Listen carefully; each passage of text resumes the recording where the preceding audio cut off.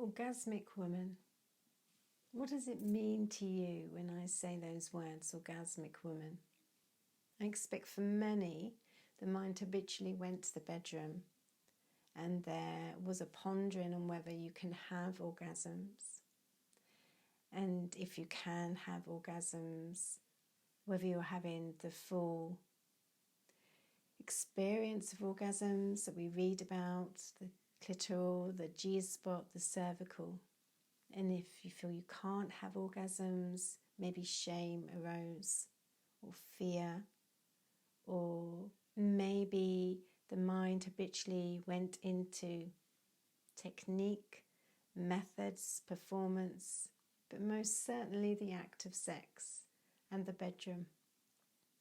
Maybe orgasmic woman conjured up an image of a woman who's having multiple orgasms and all the orgasms, and she is vibrant and men are tripping over her and lusting over her in adoration and desire to taste her, to be with her.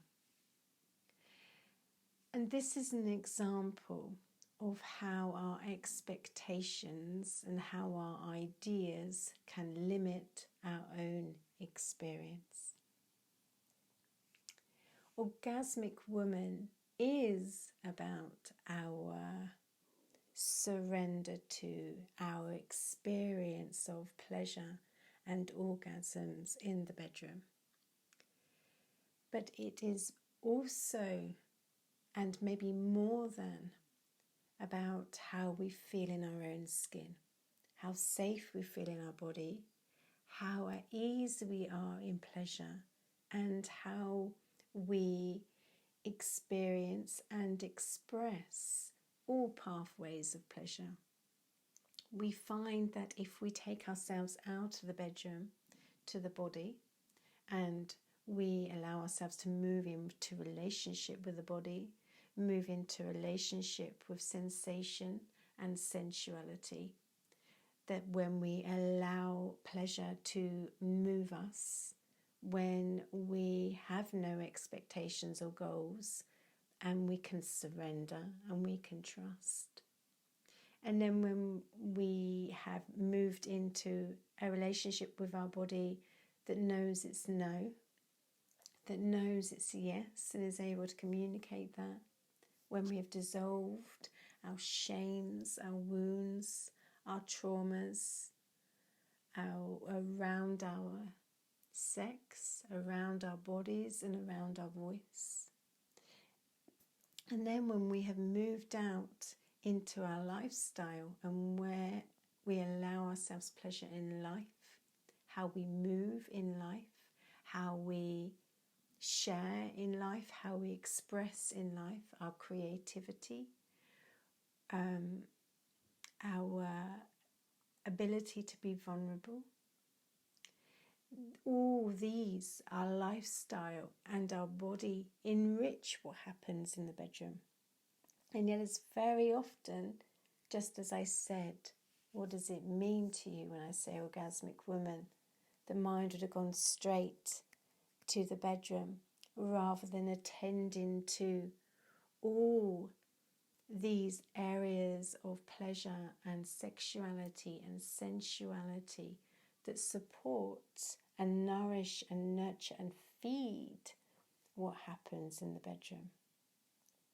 When we take away expectations, when we take away methods, we come into our body more, we come into presence, we come into our experience of aliveness, we come into our desire to create, our desire to express. We come into our fullness when we're in our body, and when we're moving our body and allowing our body to be moved, we come into this state of sensuality, this yumminess that wants to play and wants to be curious.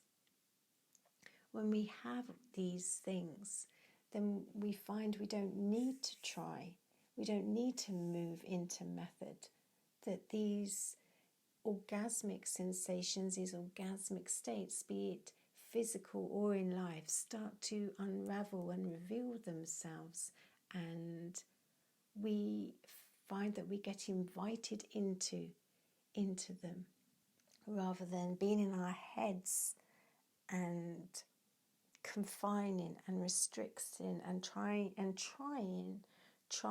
to have an orgasm, trying to be a good lover, trying to heal, trying to move beyond, trying to get to. All of this is up here when we really want to be in here. This is where orgasmic woman happens. This is where orgasmic man happens. In the body, in the world of sensation, in the world of pleasure.